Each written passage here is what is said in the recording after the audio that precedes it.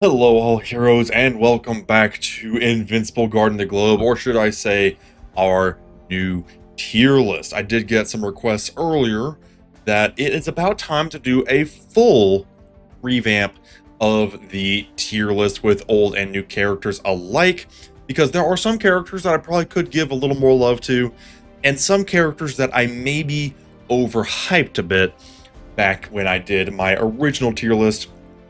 Regardless, it is time to update the tier list. Now, before we get into that, just a few plugs. We have been streaming on Twitch and YouTube, so if you do want to tune into those, we have a lot of fun, play various games, and usually Invincible on Friday evenings. So make sure you do have notifications turned on, that you're subscribed, or that you are following on Twitch. Additionally, if you want to support me further, we do have memberships now active on the channel. So if you want to be shouted out in my Twitch streams in the chat, then just do the membership. Any support is greatly appreciated because it lets me do some big plans that I've got coming up soon and enables me to do videos like this. Now, with all that out of the way, tier list time. Obviously, I think our common characters, as much as I love Flax and Soldier, I think they can stay in D. Now, let's talk about the rare characters. Aquarius has had a surprisingly fun time in GDA ops when paired with Universa and the body enhancement. So, I mean, Aquarius, we'll put him in B.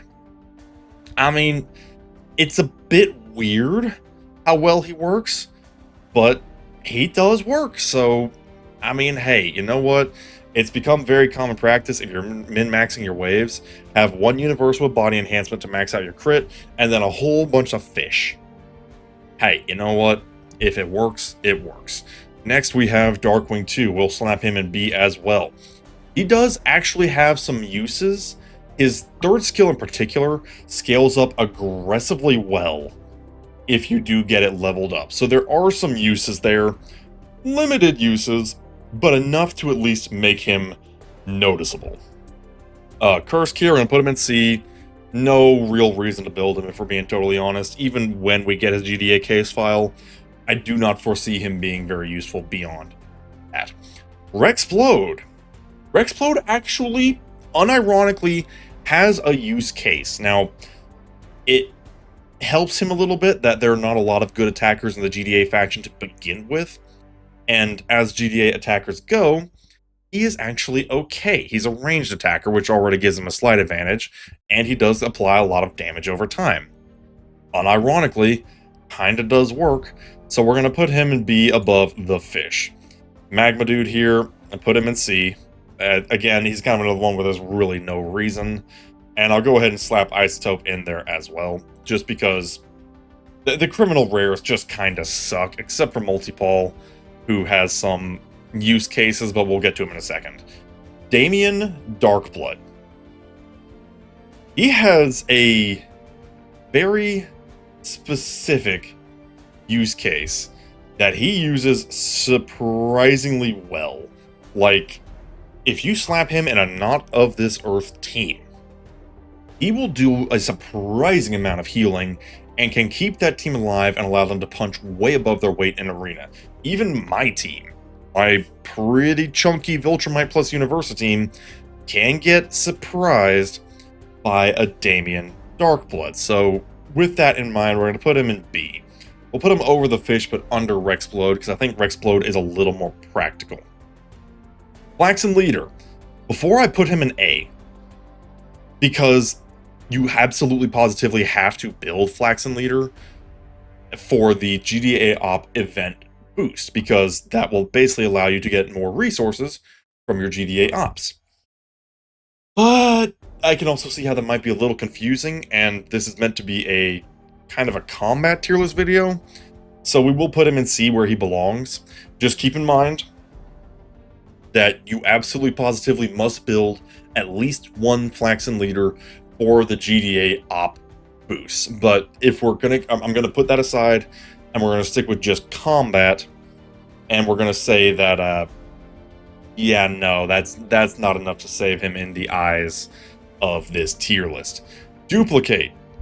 easily the character that has caused me the most pain, because when I first started building her, her duplicate would, it said 75% when in reality it was actually 25%.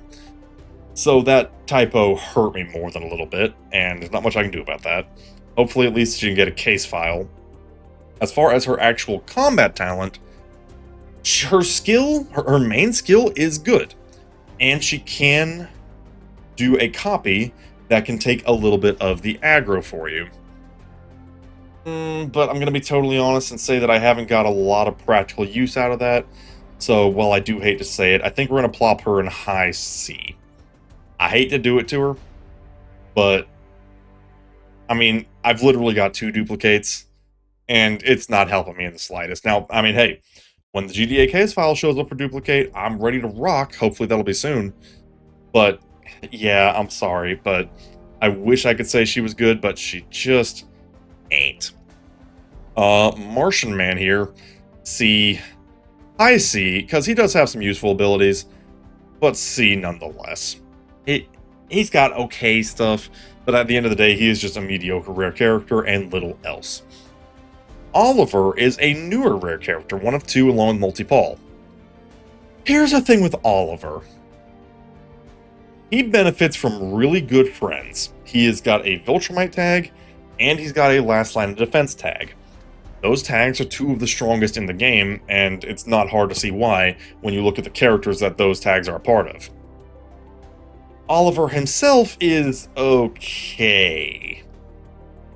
If you need a rare to slap in a Viltrumite team, or a Last Line of Defense team, I can see a very limited scenario where that could work out. We're going to put him in a low B, and only because he's got those tags. That is the literally only thing that is carrying him right now. Next, we've got Black Samson, C. Kind of the same situation as Kursk and the Magma Dude. There's just no reason to use him. Same with Tether Tyrant, no reason at all. Multi-Paul. There is some tech with Multi-Paul.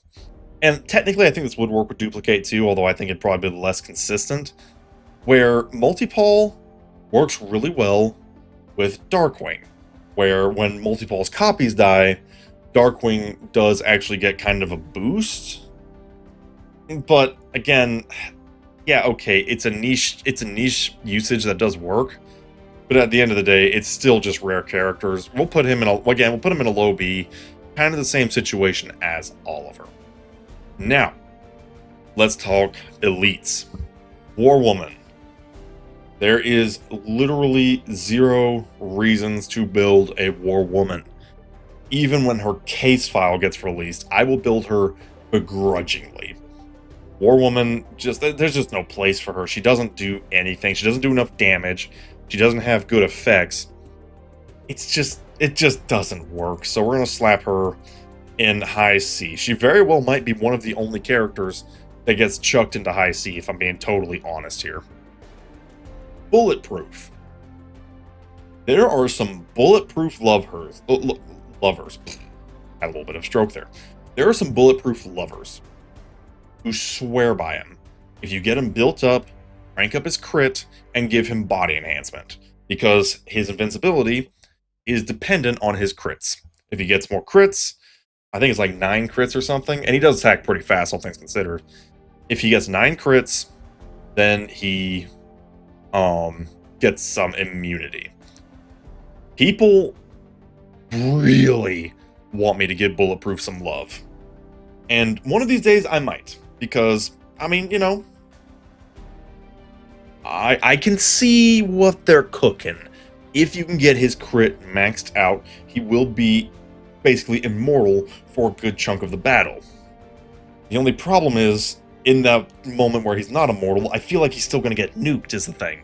And I feel like while he's at it, he's not going to do a whole lot of damage. I don't know.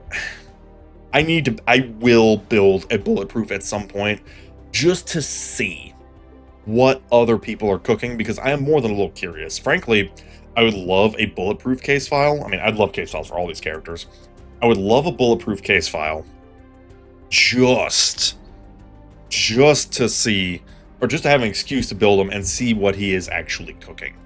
We're going to put him at a high B, with the promise that one of these days we will build him up, but we ain't there yet. We just ain't there yet. Let me just adjust the tier list here. It's shifting because we've placed different characters, so the margins are shifting a little bit. There we go. There we go. All nice and organized there. You get bulletproof. Like I said, one of these days, I will get him built, and we will give him an honest try. But right now, I'm still going to put him in B because he has got some nasty competition. Speaking of competition, we have Robot. I will say, in a post-Shapesmith world, I think Robot's actually lost a little bit of market value. Not enough to make him a bad character. Let's get that out of the way right now. Robot is still great. He is still a fantastic character. But he's competing with Adam Eve, and he's now competing with Shapesmith. And Shapesmith is just better. Now that said, it's still Robot, and Robot is still really freaking good. He's an early player's just dream come true. He's great out the box, and for that, I think he just barely squeaks into S tier. He's also really saved by the fact that he is not a human. Because if he was a human, oh buddy, you better believe that Anissa would be having a field day with him. But he admittedly does get a little bit saved. Next we have Titan. Titan we're gonna put in B. He is a defender. We'll put him just below bulletproof. He is successfully a defender.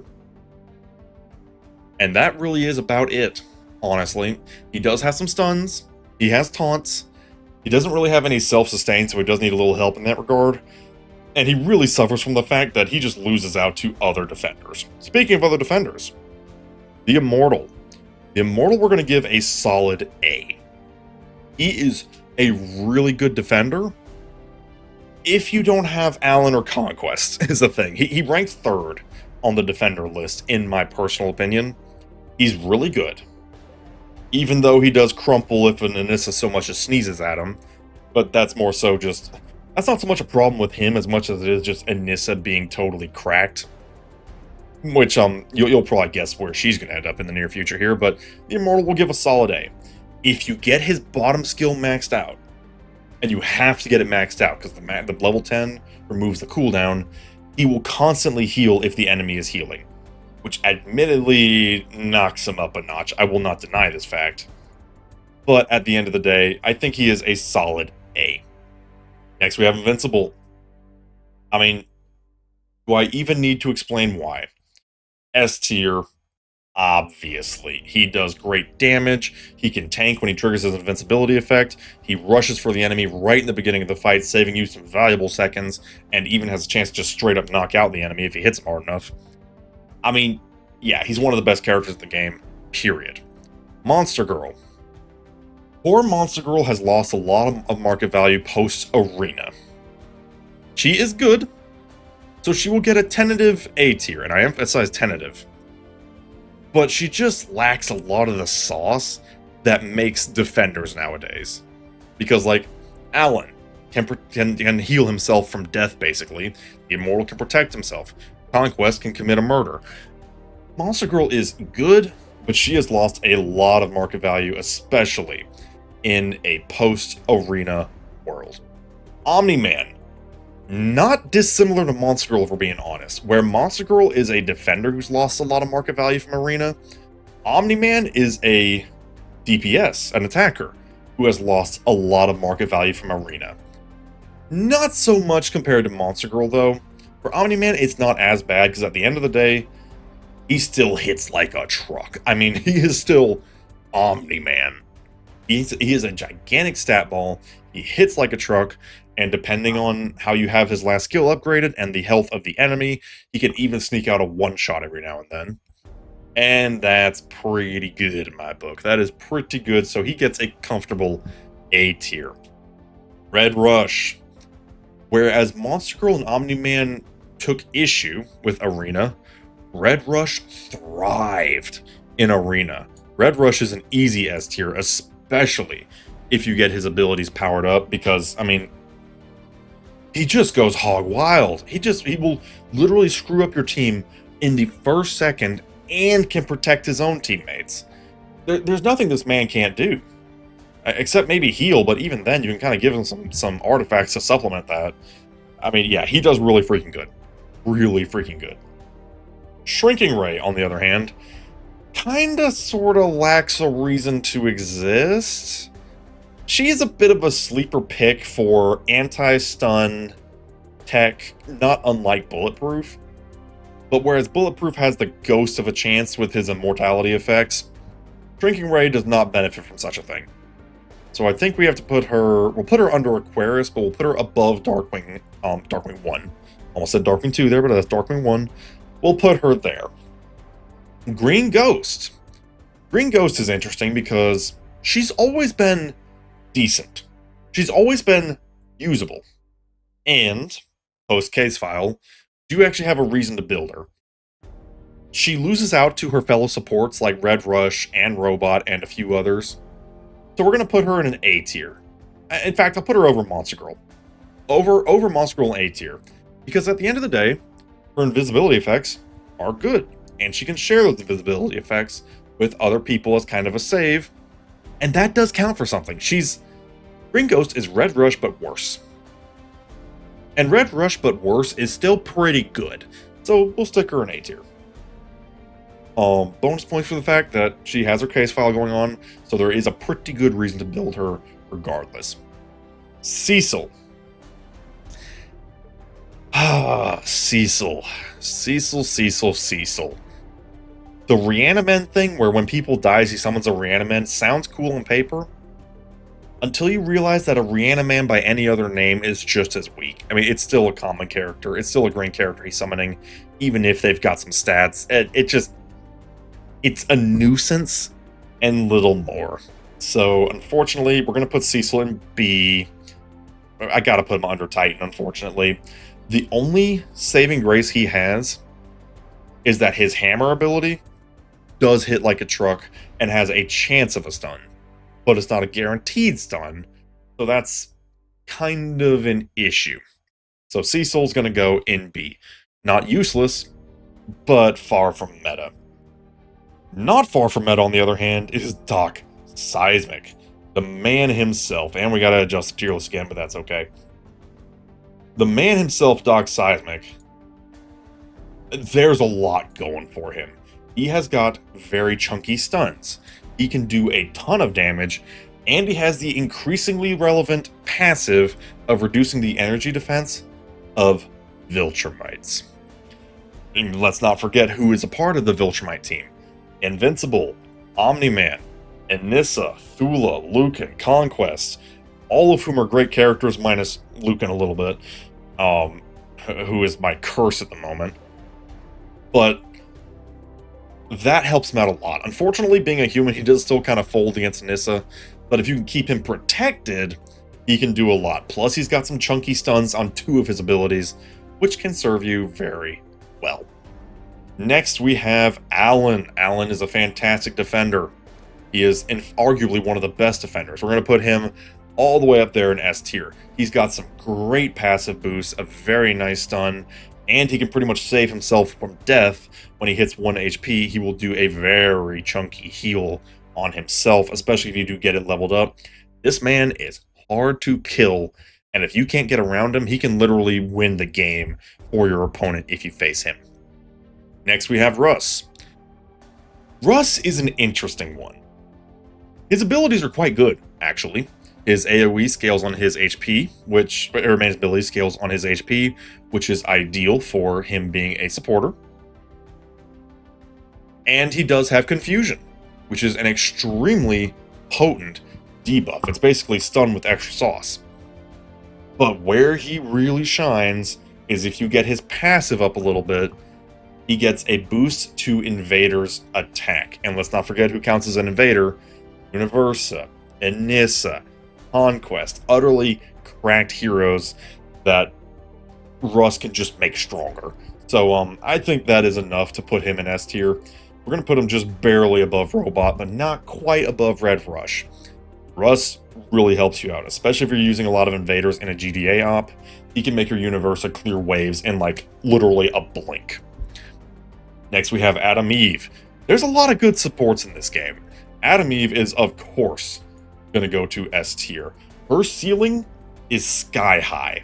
She can do some crazy stuff if you get her skills leveled up. Literally shield the entire team, do some actually decent damage on a good day, heal the team, maybe even get some damage bouncing if you got her paired with Robot.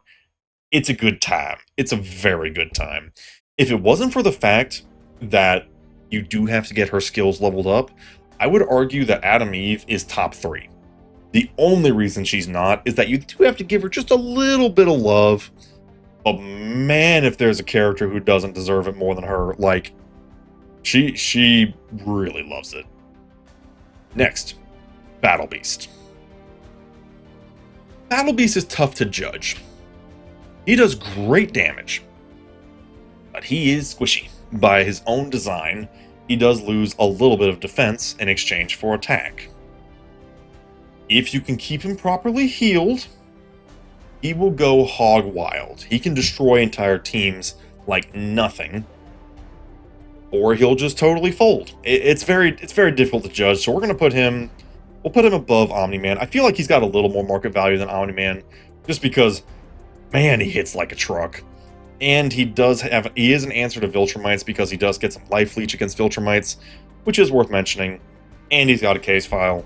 We're going to put him above Omni-Man, but just barely under the Immortal. Now, Agent Spider. If you told me that you put Agent Spider in S tier, I would not blame you one bit. His main ability, he can literally pop it at the very beginning of the fight to immediately yank and stun somebody. And I just discovered this myself from a comment on YouTube, if you put the battle hologram on Agent Spider, that means at the very beginning of the fight, you're reducing everybody's cooldowns by 15%, literally at the start of the fight. I'm not gonna lie, that's pretty cool. However, at the end of the day, while that is pretty dang great, compared to everybody else we have in S tier, I think he is missing something to make him S tier. Maybe some kind of survivability, or I don't even know what he's missing, to be quite frank. I just feel like he is not quite S tier. He is dang close. We'll even put him over the Immortal, if that tells you how I feel about Agent Spider. He is so close to being S tier. He can taste it, but for some reason I just can't feel like I can put him there. Next, I'm going to lump these three together. The Mauler Twins and Angstrom, because quite frankly, if you're using one, you have to use the other two. And for that reason alone, I kind of feel like I have to put them in B. They are actually good together. They can punch way above their weight together, but you must build them because you need the cooldown reduction from Angstrom, you need the passive boost from the Maulers. You need them together, I would say. So we're going to put them in high B. I think they deserve high B. Do that, we'll do that. And we'll put Angstrom beneath the two Maulers. The melee Mauler in particular actually does have the fastest cooldown in the whole game. It's like 11 seconds. It is quick, and especially when you compare that with the buffs you can give him from Angstrom or from artifacts. Yeah, he will go constantly. But at the end of the day, the fact that the Maulers have to be together to work do not serve them well on a tier list where we're judging individual characters. However, we'll leave him there just in case. Darkwing 2. I hate Darkwing 2. I hate this man so much. He is a support, and I don't know how. I think he's meant to be a debuffing support, but he just sucks at it. And his main ability, yeah, okay, it takes the enemy out of the fight, but it takes him out of the fight too, because he goes in with him. Like, that doesn't help you. I mean, yeah, okay, he takes the enemy out of the fight and does some damage to him, but he's out of the fight too. It literally hurts your team. Unlike Anissa, who does that but right. It just hurts your team. There's no reason to use him. Like, just because he's not technically as bad as a Reaniman, I'll put him in C. I'm this close to putting him in D. But at the end of the day, I guess he's still an elite. But we're going to put him under War Woman because, honestly, there's no good reason to use that man. There just isn't. I'm sorry, there's just not. Next, I want to talk about Thula and Lucan. They were made to work together. But one of them operates significantly better on their own, and that is Thula. Thula not only has very high damage, but whenever a Viltrumite perishes on her team or the enemy team, she gets a chunky attack boost. Especially when you get that skill maxed out. It's a lot. It literally just straight up doubles her attack. I don't remember where I put her in my last iteration of the tier list, but I gotta be honest, I've been using her a lot in Arena, and she really freaking works. I'm gonna put her in S tier, just barely above Robot, but not above Russ. She does not have immunities. Let's not forget this truth, but she's got great stats, and she hits like a freaking truck, and she hits fast. She's also, there is some interesting tech with Invincible, where sometimes when they both do their beginning of the battle abilities, sometimes they go for the same person and just wipe them out, just literally tag team them in the first second of the fight. And that is nice. That is really nice. Now, Lucan. Some of you may know that I have to build a team of Omni Plus Lucans. That does not mean I like him. Viltrumite Steve Harvey here, as my chat has affectionately referred to him as, has a lot of flaws. He does benefit from being a Viltrumite, though.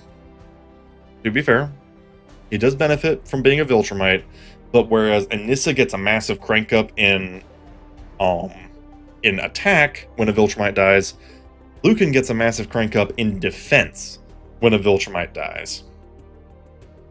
But there's just better people for the job. He's kind of in a Titan situation where there's just people who can do it better. So, you know what? We're going to put him with Titan. We're going to put him just barely... I actually do want to put him above Bulletproof. We're going to put Lucan above Titan and Bulletproof just because, by nature of the fact that he is still a part of the Viltrumite team, it technically can work. Maybe not well, and there's a certain conquesty boy who's so lonely but does the job so much better that really hurts Lucan's market value, but we'll leave him there. Anissa. Anissa is amazing, and thankfully we just had a From World Beyond event that could give some Anissas. Thank goodness too, because she is awesome. You see her passive, and you see, oh, it only works on humans. That's a detriment, right? Because it doesn't work on aliens. Most of the best characters in this game are human. Invincible, Doc Seismic, Red Rush, Adam Eve, the Immortal, Omni-Man, Agent Spider. Almost half the roster are humans, and she just shreds them, especially if you do get her skills upgraded. Their defense stat just doesn't exist, to the point that I think it actually breaks the game a little bit and makes her do just like 1,000,000 damage and, of course, one-shot them. She is the one character in the game that I think actually might deserve a tune down just because of how crazy she is. Now, I wouldn't really recommend that because people who built Anissa might get a little peeved, but on top of that, she does Darkwing 2's ability, but actually good. She can just delete somebody from the fight for about 2 to 4 seconds, depending on your skill level, but doesn't follow them. She goes back into the battle. And whenever somebody gets a push effect, she blasts towards whoever was pushed and does extra damage. This might be a controversial pick, but I'm actually going to put her in S tier, very slightly above Seismic. She might actually take the bronze.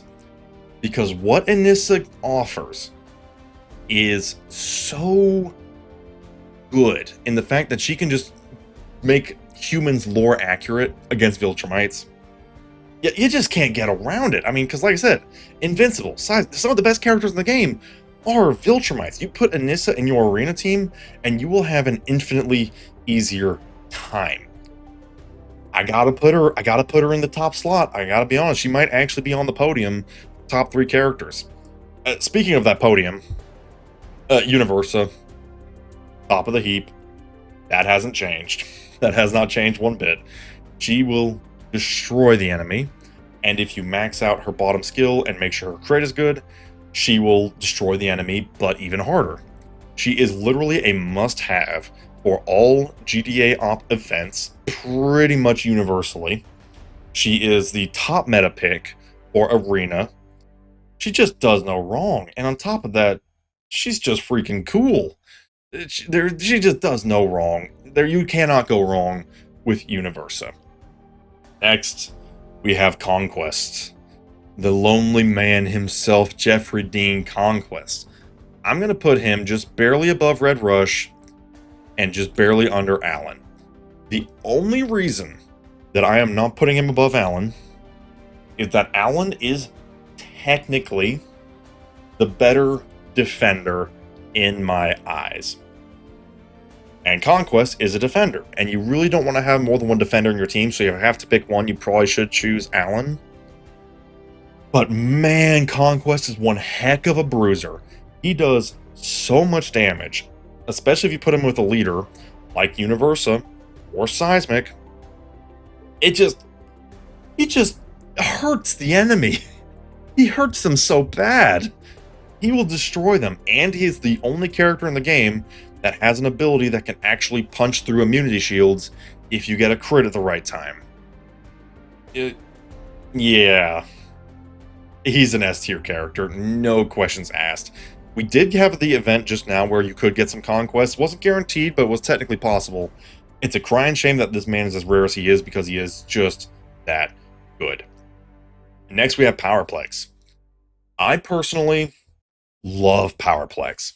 He works with Technologists, which means he can boost the Maulers, and he can boost Seismic with a very chunky cooldown reduction and attack boost. I mean, Powerplex, those stats alone make him A tier worthy. And then while he's at it, he's got some pretty cool abilities. However, if you don't put him in a team of Technologists, he falls way flat. So for that reason, we are going to put him in A tier, above Green Ghost, but under Omni-Man. Next, we have Shapesmith. Shapesmith is rare. He is very rare, not unlike Conquest. But he is one of the best supports we've had in the game in a hot minute. He can do some very good healing, and he has an AoE confusion on his main ability, or technically an effect that's linked to his main ability, that basically can just stun 2 enemies of the team and have them two enemies on the team and just have them attack each other for a bit. I mean, that's freaking good. That is so freaking good. That's not even taking into account the possibility of artifacts. So I'm gonna put him, do I want to put him above Conquest?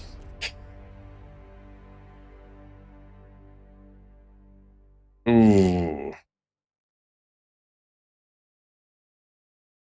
I don't know. That's a tough one. That is a tough one. I think I'm going to put him just barely under Conquest, just because I like Conquest more. But Shapesmith is a great character. Blue Suit Mark. Situational. Really good in that situation where he's actually getting kills, but situational nonetheless. I'm going to briefly adjust my little tier list here. The thing with Blue Suit Mark, if you can get those all-important kills, he does extremely good work. But if you're not getting those kills, and you have to get kills with Blue Suit Mark, he loses a lot of his power. That power is amazing if you actually do get those kills, but it is still situational. For that reason, I'm going to put him in top of A. And, like, If he wasn't so situational, I would put him in S, but I just can't bring myself to do it. Also looking at this, not only because it's messing with my head, but also because if I'm putting Blue Suit Mark in A, I kind of feel like I have to put Robot in A too. Somebody might crash out on me for that one, but I'm gonna put Robot down just a little bit, just with the knowledge that, considering who we have in S tier, I'm not sure Robot quite makes it, but we're gonna put him down. Blue Suit Mark is great. He is rare, but he is great.